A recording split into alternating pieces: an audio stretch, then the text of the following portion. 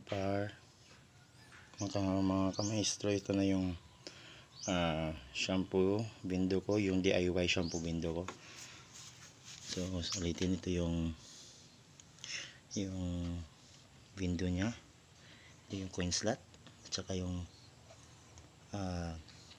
power supply na 12 volts 5 ampere. Ito yung shampoo nya. Lagyan mo na ng shampoo mga par. Saka huwag nyo kalimutan lagyan ng butas to para may hangin mapasok. So sample na natin par. Ito yung hose nya,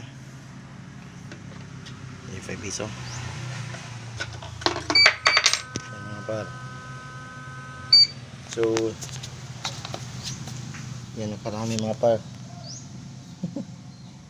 Okay na siguro sa 5 piso yan, kasi sinukat ko yung 1 litro sa 5 piso kung ilan yung magkasya. Ayun pa yung chip bag ko mga par. Yan.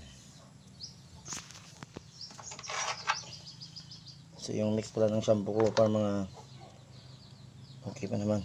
Try ko mamaya kung okay yung 3 seconds sa isang hugasan ng isang motor.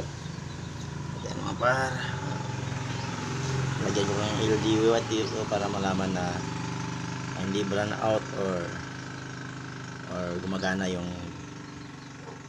window shampoo natin mga par. Yan.